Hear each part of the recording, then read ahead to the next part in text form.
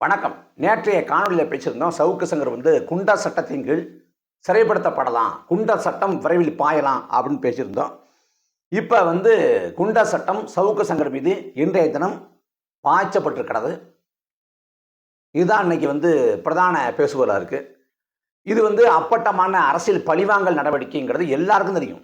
அது திமுககாரங்களுக்கு தெரியும், பொதுவானவங்களுக்கு தெரியும். ஏன் இந்த அரசியல் நிகழ்வை கவனிக்கக்கூடிய அத்தனை பேருக்கும் தெரியும் இது அரசியல் பழிவாங்கல் நடவடிக்கை தான். சவுக்கு சங்கரை காலி பண்ணுறதுக்காக தான் திமுக அரசு பண்ணுங்கிறது எல்லாருக்கும் தெரியும். இன்னும் சொல்ல போனால் தேர்தலுக்கு முன்பாகவே சவுக்கு சங்கரை திமுக குறிவைத்து விட்டது. காலி பண்ணிடணும், தூக்கிடணும் அப்படின்னு முடிவு பண்ணுறாங்க.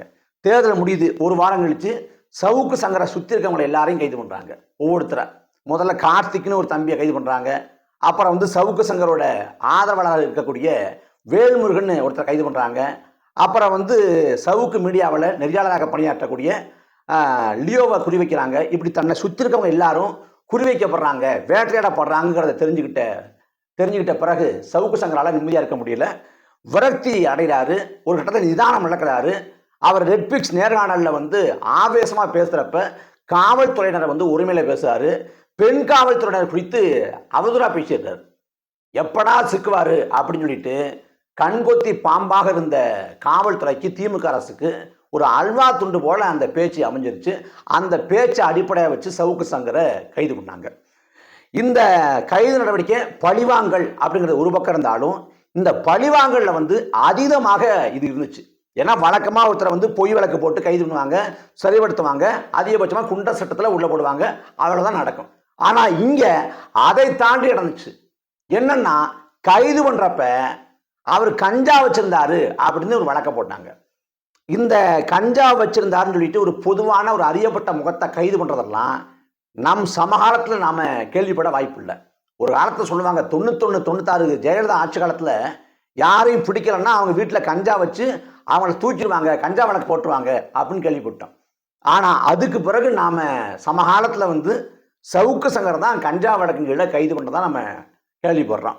அது மட்டும் இல்லாமல் சவுக்கு சங்கரோட வீட்டில் சோதனை, அப்புறம் அலுவலகத்தில் சோதனை, அங்கெல்லாம் எதிர்பார்த்தது போலவே கஞ்சா இருந்துச்சு அப்படின்னு சொல்லிட்டு அங்கேயும் கொஞ்சம் கஞ்சாவை எடுத்துட்டு அப்புறம் பூட்டை போட்டு சீல் வச்சு மூடிட்டாங்க.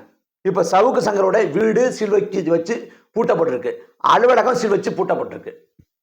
இது மட்டும் இல்லாமல் சவுக்கு சங்கர் மேல குண்டர் சட்டம் பாய்ச்சப்பட்டிருக்கு. இதற்கு முன்பாக எந்த கோயம்புத்தூர் சிறையில் சவுக்கு சங்கர் அடைக்கப்பட்டிருக்காரோ அந்த கோயம்புத்தூர் சிறைக்குள்ள வச்சு சவுக்கு சங்கர் தாக்கப்பட்டிருக்கிறார். அவர் கையில் பாதிப்பு ஏற்பட்டிருக்கு. 10க்கும் மேற்பட்ட காவலர்கள் சூழ்ந்து கொண்டு அவரை தாக்குனாங்க அப்படிங்கிற செய்தியை நம்ம படிக்கிறோம். இது எல்லாமே நமக்கு அதிர்ச்சியா இருக்கு. ஏன்னா எல்லாமே பழிவாங்கல் நடவடிக்கை தான் தெரியுது. ஆனால் வழக்கமான முறையில் செய்யல, முழுவதுமாக இவனை ஒழிச்சு கட்டினுங்கிற அடிப்படையில் செய்கிறாங்க. அந்த அடிப்படையில் கடைசியாக குண்டர் சட்டத்தையும் பாய்ச்சிட்டாங்க. இன்னும் சொல்ல போனால் குண்டர் சட்டத்தை இப்போ பாய்ச்சினது ஒரு விதத்தில் சவுக்கு சங்கருக்கு நல்லது தான். ஏன்னா அவருக்கு போடப்பட்டிருக்கிற வழக்கு 7 வழக்கு போட்டிருக்காங்க, கஞ்சா வழக்கு உட்பட. இந்த 7 வழக்கு இதுக்கு மேலேயும் வழக்கை போடுவாங்க. வழக்கு போட்டு அவரை அடுக்கடுக்காக வைப்பாங்க. இந்த வழக்கு அடிப்படையில் பார்த்தா மிஞ்சி போனால் ஒரு 3 மாதம் வரைக்கும் சவுக்கு சங்கரால் வெளில வர முடியாது. அப்போ 3 மாதம் கழித்து குண்டர் சட்டத்தை போட்டால் அதுக்கும் பிறகு குண்டர் சட்டத்தை உடைச்சு வர்றதுக்கு இன்னும் பல காலம் பிடிக்கும். அப்படி இல்லாமல் தொடக்கத்திலே குண்டர் சட்டத்தை போட்டதால் இப்போ குண்டர் சட்டத்தை உடைப்பது தான் முதன்மையான நோக்கமாக இருக்கும். பொதுவாக அந்த குண்டர் சட்டம் எதுக்காக கொண்டு வரப்படுதுன்னா, எம்ஜிஆர் ஆட்சி காலத்தை கொண்டு வரப்படுது. கள்ளச்சாராயம் காய்ச்சறவங்க, பொது அமைதிக்கு குந்தம் விளைவிக்கிறவங்க, வன்முறையை தூண்டுறவங்க, கடத்தல் செய்கிறவங்க, வழிப்பறி செய்கிறவங்க, மணல் திருடுறவங்க, பாலியல் குற்றவாளிகள் அப்படின்னு 7 குற்றங்களுக்கு இந்த குண்டர் சட்டம் பொருந்தும். இந்த 7 குற்றங்கள் ஈடுபடுறவங்கள பொதுவான ஒரு சொல்லா குண்டர்கள் அப்படின்னு நினைக்கிறாங்க. அந்த சட்டம் குண்டர் சட்டம் அப்படின்னு வரமுறை செய்யப்படுது. இந்த குண்டர் சட்டம் அந்த பிரிவு 16, பிரிவு 17, பிரிவு 22, பிரிவு 45 இந்த இதில் வரக்கூடிய குற்றங்களை செய்கிறவங்களுக்கு பொருந்தும். இதில் யார் மேலே நினச்சாலும் அரசு குண்டர் சட்டத்தை பாய்ச்ச முடியும்.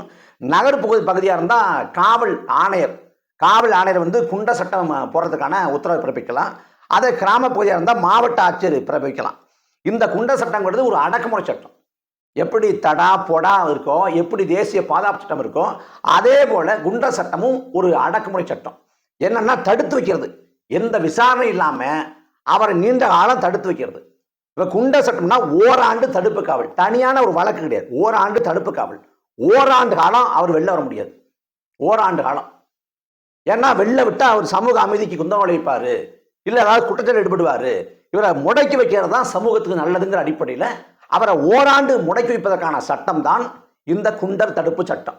இந்த குண்டர் தடுப்பு சட்டம் வந்து தொடர்ச்சியாக யார் குற்றம் செய்கிறாங்களோ, பொது அமைதிக்கு யார் குந்தம் விளைவிக்கிறாங்களோ, இந்த மண்ணில் தீங்கு யார் விளைவிக்கிறாங்களோ, சமூக அமைதி அதற்கு எடுக்கிறாங்களோ, அது போன்றவங்க மேலே தான் குண்டர் சட்டம் பயன்படுத்தப்படுங்கிறதுக்காக தான் கொண்டு வரப்படுது.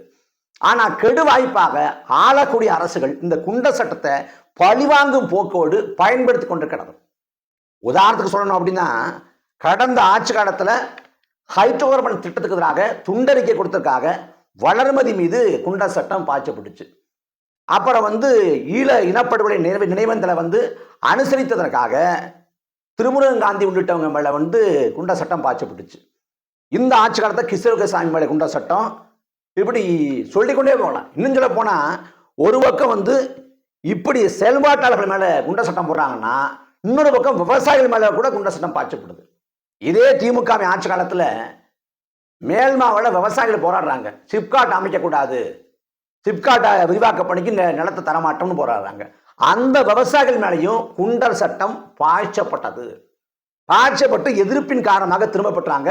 அருள் ஆரம்பிகம் மீது மட்டும் குண்டர் சட்டம் இருந்துச்சு. பிறகு அவரும் அதுலேருந்து வெளில வந்தார். இதெல்லாம் கதை.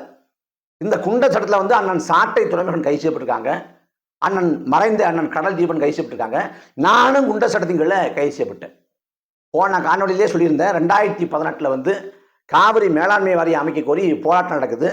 அந்த சமயத்தில் வந்து சென்னையில் ஐபிஎல் கிரிக்கெட் போட்டி இப்போ நடப்பது போலவே சென்னை சேப்பாக்கத்தில் நடக்குது. அப்போ நாம் என்ன சொல்கிறோம், சென்னையில் வந்து ஐபிஎல் கிரிக்கெட் போட்டி நடத்தாதீங்க, வேறு மாநிலத்தில் நடத்துங்க. ஏன்னா கர்நாடக அரசு வந்து வாதத்தை வைக்கிறான். தமிழ்நாட்டில் வந்து காவிரி ஒரு சிக்கல் இல்லை, ஒரு இஷ்யூ இல்லை, வேணா பாருங்கள் தலைநகர் சென்னையில் வந்து ஐபிஎல் கிரிக்கெட் போட்டி நடக்குது, ஒரு பொழுதுபோக்கு, ஒரு கேளிக்கை, அதில் நாட்டம் கொண்டு அங்கே மக்கள் கூடுறாங்க லட்சக்கணக்கா. அப்போ தமிழ்நாட்டில் காவிரி ஒரு பிரச்சனை இல்லை, தலைநகரத்திலே ஒரு தாக்கத்தை ஏற்படுத்தலை அப்படின்னு வாதத்தை வைக்கிறேன்.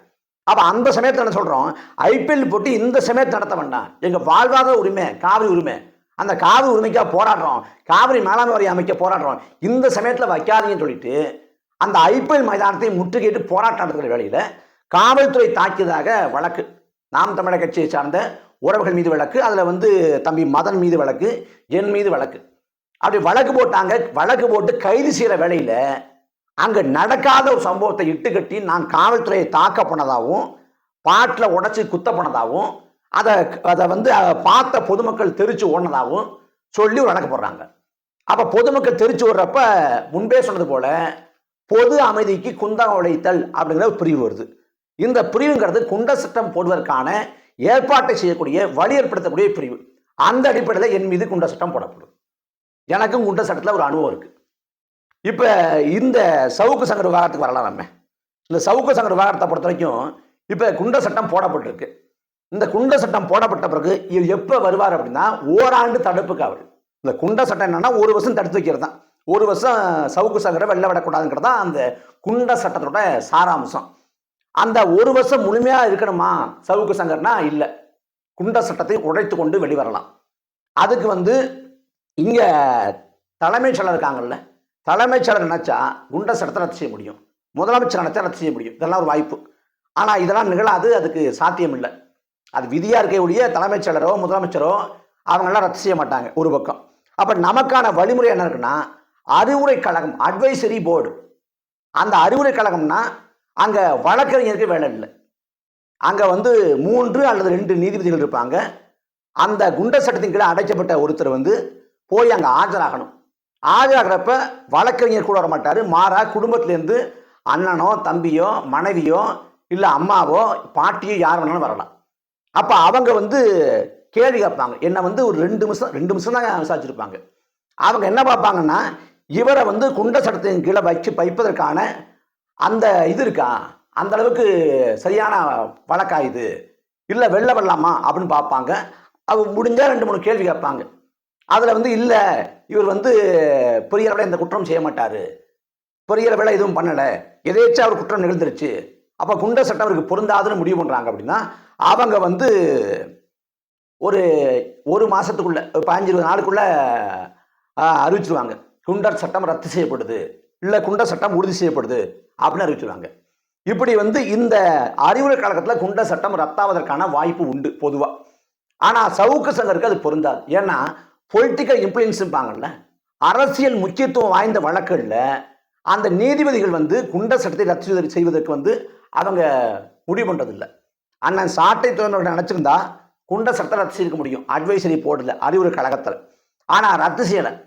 ரத்து செய்யாமல் நீதிமன்றத்தில் பார்த்துக்குங்க அப்படின்ட்டாங்க. ஏன்னா வழக்கு போட்டது தமிழ்நாடு அரசு, அரசியல் முக்கியத்துவம் வாய்ந்த வழக்கு. அப்படி அரசியல் முக்கியத்துவம் வாய்ந்த வழக்குகளில் அவங்க முடிவெடுக்காமல் அதை நீதிமன்றம் தள்ளிவிட்டுறாங்க, குண்டர் சட்டத்தை உறுதி பண்ணிடுறாங்க. அப்போ அந்த அடிப்படையில் சவுக்கு சங்கருக்கு அறிவுரை கழகத்தில் அட்வைசரி போர்டில் குண்டர் சட்டம் ரத்து செய்யப்படாது, அது உறுதி. அப்போ நீதிமன்றம் போகணும். நீதிமன்றத்தில் ஆட்கொணர்வு மனு, அந்த ஆட்கொணர்வு மனுவை வந்து சவுக்கு சங்கரோட ரத்த உறவாக இருக்கக்கூடிய யாராவது தாக்கல் பண்ணணும். அநேகமாக அவரோட தாயார் தாக்கல் பண்ணுவாங்க. அந்த ஆட்கொணர்வு மனு போட்டால் ஏற்கனவே பல ஆட்கொணர்வு மனுக்கள் வந்து விசாரணைக்காக காத்திருக்கும், வரிசையாக இருக்கும். அப்போ அந்த சவுக்கு சங்கரோட வழக்கு வருவதற்கு இன்னும் காலம் பிடிக்கும்.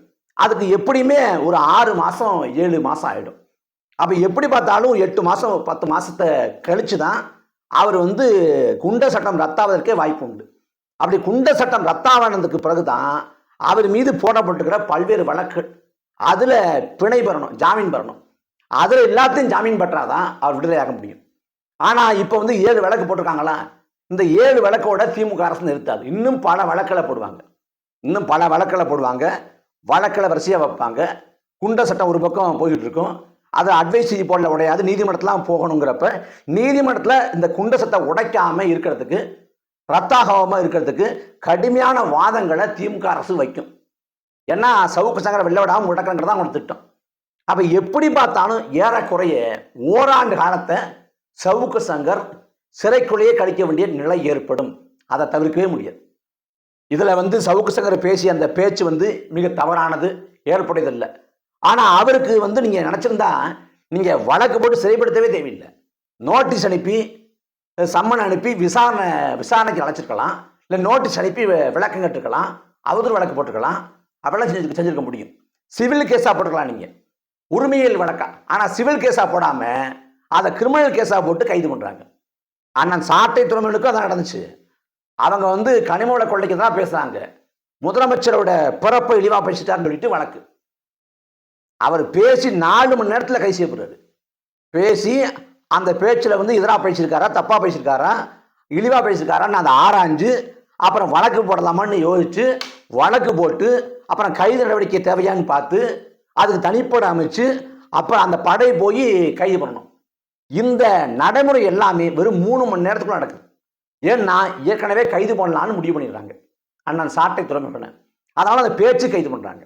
ஆனால் அண்ணாமலை வந்து முதலமைச்சர் இழிவாக பேசினா கைது நடவடிக்கையை பாய்ச்சப்படுறது இல்லை, மாறாக அங்கே நோட்ஸ் அனுப்புகிறாங்க, மான நஷ்ட வழக்கு போடுறாங்க, எங்களுக்கு இழப்பீடு கொடு, என்னோட நற்பெரு கலங்க விளைவிக்கிற வகையில் அண்ணாமலை பேசிட்டாரு அப்படின்னு. அப்போ வலிமை வாய்ந்த ஆட்கள் பேசுகிறப்ப அங்கே வந்து சிவில் கேஸாக போடுறாங்க. ஆனால் கொஞ்சம் வலிமை குறைவாக இருக்காங்க அப்படின்னா அவங்க மேலே கேஸ் போடுறப்ப அந்த கேஸ் வந்து கிரிமினல் கேஸாக போகுது, அது சிறைங்கிற இடத்துக்கு ஒன்று தள்ளுது. இதில் குண்டர் சட்டம் வந்து அதிகப்படியாக தவறாக பயன்படுத்தக்கூடிய மாநிலங்களில் தமிழ்நாடு முதன்மையாக திகழுது.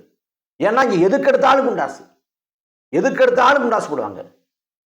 அதாவது அவங்க 7 சொல்கிறாங்களா, 7 குற்றங்களில் ஈடுபடுறவங்களாம் குண்டாசுன்னு சொல்கிறாங்களா, 7 குற்றங்கள் ஈடுபடுறதா இவங்களே ஒரு பொய்யான வழக்கை போட்டு அந்த வழக்கு அடிப்படையில் போலியாக குண்டர் சட்டத்தை போட்டுருவாங்க, வீம்புக்கு போட்டுருவாங்க. அப்போ நான் வந்து நிரபராதி, நான் தப்பு பண்ணல நிரூபிப்பதற்கு உள்ளாகவே நான் 4 மாத காலம் 5 மாத காலத்தை கழிச்சிருவேன். இதுதான் நடைமுறை. எனக்கு வந்து போர்டில் உடஞ்சிச்சு. ஆனால் அதுக்குள்ளே பார்த்தா நான் 68 நாள் உள்ளே இருந்தேன், 68 நாள் ஒட்டு மொத்தமாக புலசையில் இருந்தேன். அப்படி ஆயிடுச்சு. இப்போ இந்த விவகாரத்தை பொறுத்த வரைக்கும் 2022 நவம்பரில் வந்து தென்காசிலேருந்து ஜெயராமன் ஒருத்தர் வந்து குண்டர் சட்டத்துக்கு ஆளாகிறாரு, போடப்படுறாரு. அவர் மேலே குண்டா சட்டத்தை போடுறாங்க.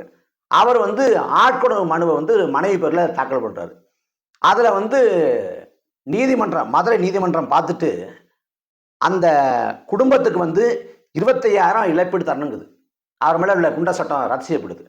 என்னன்னு பார்த்தா ஜனவரி 2022 தொடங்கி அக்டோபர் மாதம் வரைக்கும், அக்டோபர் 31 வரைக்கும், ஜனவரி 2022 தொடங்கி அக்டோபர் 31 வரையிலான இந்த காலகட்டத்தில் ஒரு 6-7 மாதத்துக்குள்ள ஒட்டுமொத்தமாக 961 குண்டாஸ் போடப்பட்டிருக்கு. 961 குண்டாஸ்.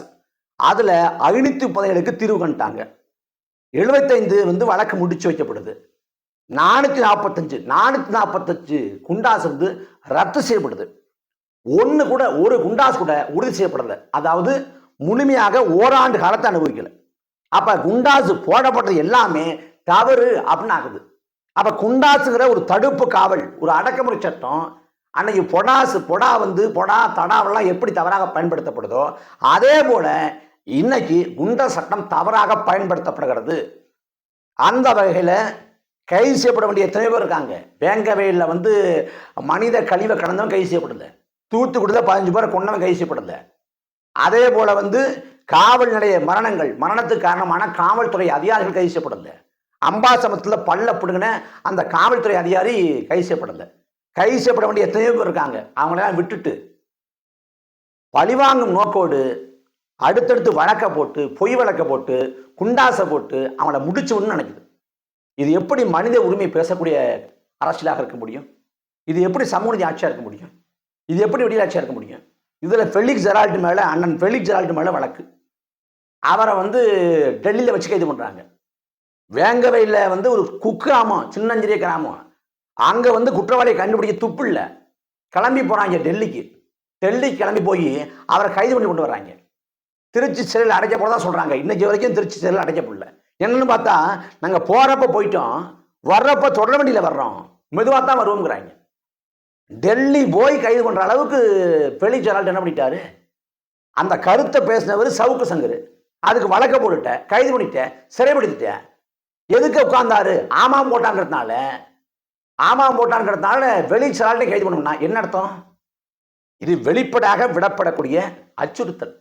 எல்லா பத்திரிகையாளர்களுக்கும் சவுக்கு சங்கருக்கு இந்த கதி பார்த்துக்க, மற்றவங்கள ஏமாத்திரம் அப்படின்னு.